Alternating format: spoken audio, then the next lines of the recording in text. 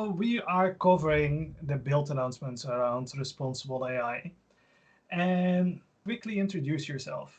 I am also an AI MVP, and in full time I'm working at Lærdal in Denmark. That company is aiming to save more lives with providing classes for nurses and doctors all around the world. And at this company, I am working in the analytics team as a data engineer mostly, and we are trying to make sure that the data we get we use for improving these courses we provide. AI MVP. Can you tell what it is and what it took you to become one? Yeah, so in this year on February, I became an MVP as a Microsoft Most Valuable Professional. I think it is a great honor to get this recognition, and I'm really trying to involve as many people as possible to get them into the field of AI. Extend this love for AI, not just in Denmark, but also all around the world. I would say let's dive into the code. Yes, sure. I'm just going to share my screen. So my main topic in this past 2 weeks was interpretability. And when we are talking about interpretability in the field of responsible AI, the aim is always to bring some explainability into often confusing and complex AI systems. Which I would like to show you this tool today that might help you to debug and fully understand your models. Interpret ML is an open source Microsoft package that incorporates ultra modern machine learning interpretability techniques. This can be viewed as a valid source for explaining black box systems and glass box models. And now there is this new interpret text, the innovative interpretability technique for NLP models. It has been developed by the community, and it has just been announced at Microsoft Build. This open source tool allows developers and data scientists to explain their models, to build a visualization tool as well. This visualization dashboard provides you a good insight about your data. You can also perform a comparative analysis on your experiments while running them on different state-of-the-art explainers. Now I'm going to walk you through on one of the explainers. The name of this specific one is Classical Text Explainer. So this is an interpretability technique used on classical machine learning models, and it covers the whole pipeline, starting from text preprocessing through encoding and training and hyperparameter tuning, and this all happens behind the scenes. For preprocessing, it uses a bag of words encoder, and for training, it uses logistic regression as a default configuration. But this can always be changed if you're not happy with it. And for this, there is a configuration file that can be updated. As an input model, classical text explainers only supports, for now at least, scikit-learn linear models and tree-based models. But additionally, any models with a similar layout and suitability for sparse representation can be used soon. The API enables developers to extend or move around the different modules, such as the preprocessor, the tokenizer, the model, and the explainer can still pull in all the tools that are implemented in the package in general. So there is one more important thing I want to mention before I go ahead and show the code, is that the aim of the classical text explainer is mostly and most of these text explainers are aiming for showing you what are those important features that has an effect on the decision of your model. So let me go ahead and show you some code. Now let's see how can we use this specific explainer. So I'm using my local computer and have this Jupyter notebooks installed on it. And here in the first cell, I'm simply getting my working directory and my environment ready. And then there is the data imported. And thanks to pandas, now I can use it as a cool data frame. And this data frame will look something like this. And what I want to do is that for each sentence, I would like to tell what is the genre. I mean, not me, my model should do that for me. Yeah, So before going very far from here, I also wanted to show you the genre, what genres we have. And that if I run this code, I see that I have telephone, government, and so on and so on. And we have how much data we have for each of the genres. This is pretty cool. That is really nicely balanced data that we can use here, which is very good, because in the end of the story, the prediction will not be that skewed either. All right. As I mentioned before, the classical text explainer takes care of the entire pipeline, and this labeling encoder is used for preprocessing. And then I'm going to prepare my data set for training and testing with the use of scikit-learn's train test split function. It might be very familiar for you. And after I'm running this code, I can see that I have 104,000 something training and 26,000 something for testing. All right, so then I go ahead and make the training. So the fit function of the explainer is available to train the machine that returns the classifier results and the best parameters. So what does this mean? This means that inside the classifier, we have the information, what preprocessor we are using, that is the encoder we just configured just previously. Then we have the classifier with the logistic regression that I mentioned you, that this is the default model that is basically included in this explainer. And the best parameters will look like this. If anyone wants me to explain these things, we can do that maybe later. But the important part here, when I'm telling that we choose a classifier and the best parameters from here, is that these best parameters are only working very well with this specific problem. So if you use a different data set or you want to use a different model, your best parameters will obviously change as well. All right, so after training, it is time to score the model and get an evaluation result. So when I'm doing this, I am doing that with the test data set, and with the defined classifier, I'm doing the prediction and get to return the accuracy, precision, recall, and F1 score. And what I can see here is that my accuracy is pretty nice. It's around 84%. So my model is 84% sure about its decision, which is, I think, an okay number to start with.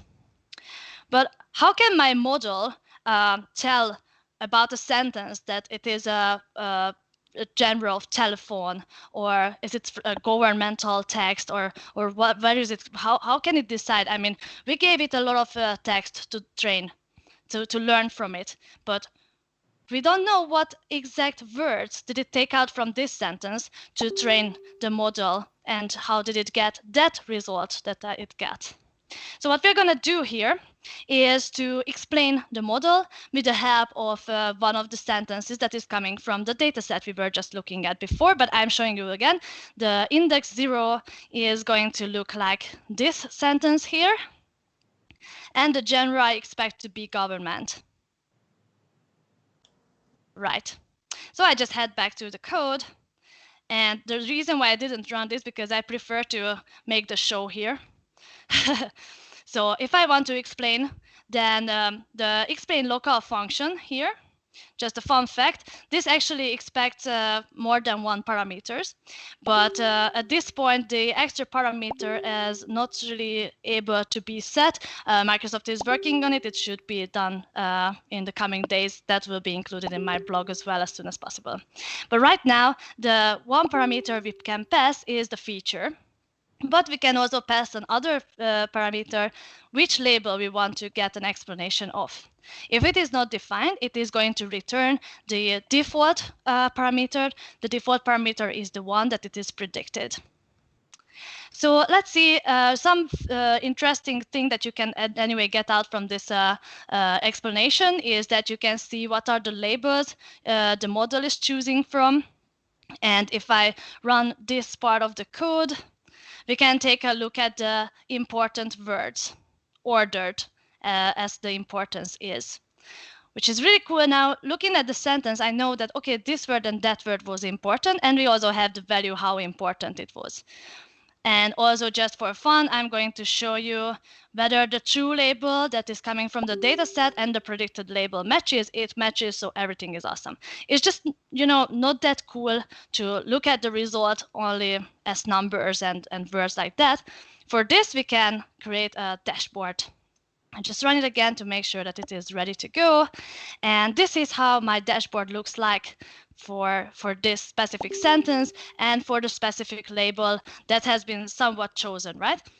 What we can see on the top of this dashboard is a slider.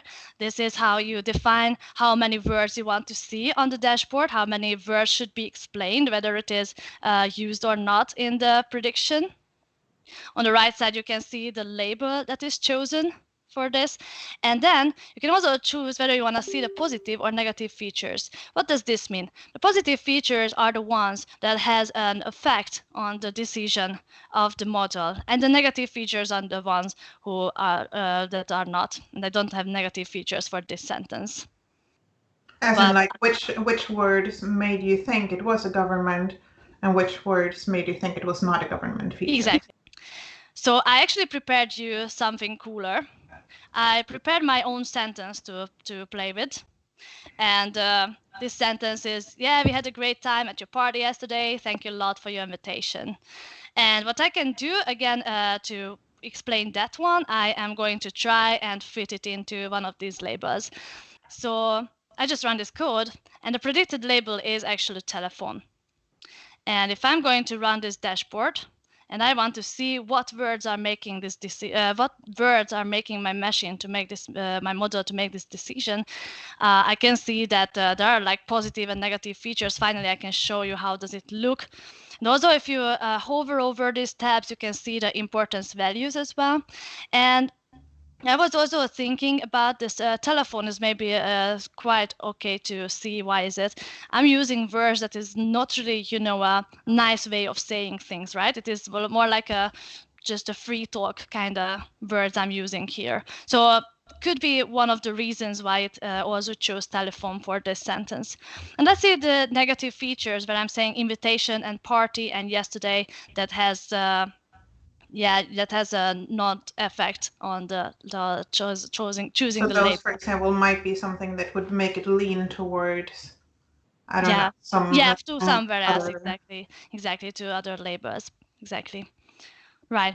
Okay, so can you talk a little bit about where you would use this? Would you use this also sort of like in a debugging sense, or would you use it?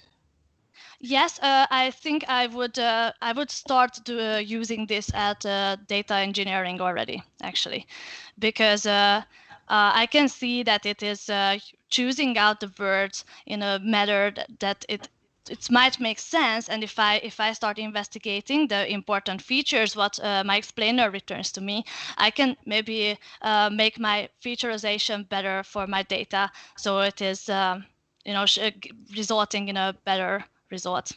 Yes. And also, for example, it could show you if you had some things that it picks out. I know someone was earlier talking in the chat about, like a cloudy day predictor or a tank predictor, where it's picking out things that are totally it shouldn't be looking at.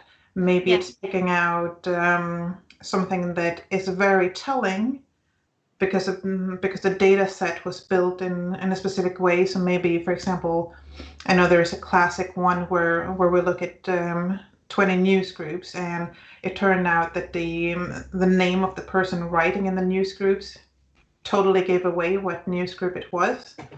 But obviously that's not what we want a machine learning model to learn. But something like this would then go in and say, hey, it looked like 90% on the sender, and not at all on the actual words in the text.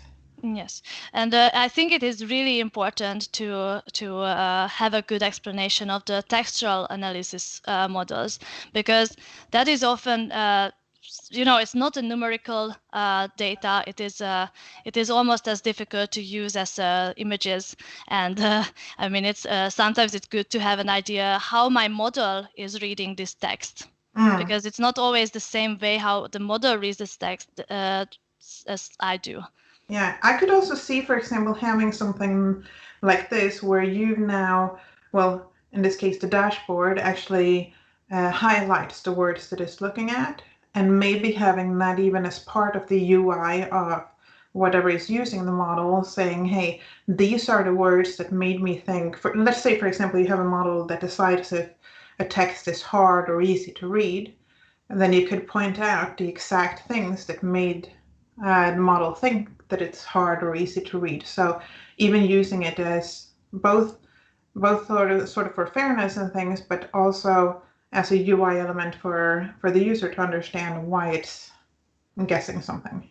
Yes, that's a very good point. That it's also a really good feedback, not just for the developer, but also for the users, for the end users. Just one more thing came to my mind that what's coming soon, because that's interesting to mention. If you define here a label that is going to be a label, I don't know which one, then you can choose which label to define with that specific feature. So we can see, I think it's good to see that, okay, this is what is predicted in the end, but this is what are the importance points I got for this label or that label, and that is also a good feedback to see, okay, this sentence was trying to get predicted into that label or this label, but then it ended up using that one instead. Yeah, so as an example, then if it didn't feel like it picked the right thing, so if it, for example, would have picked government in this case instead of telephone, you would have wanted to put in government and understood why did it not pick. Yes, exactly. Or you would have put in telephone and understand why it did not pick that. Yes. Cool. Yeah, I think this is very, very interesting. That was really nice, a really cool piece of software to explain it. So thank you, Eve, for taking the time to show us that. That was really Well, thanks nice. for the invitation.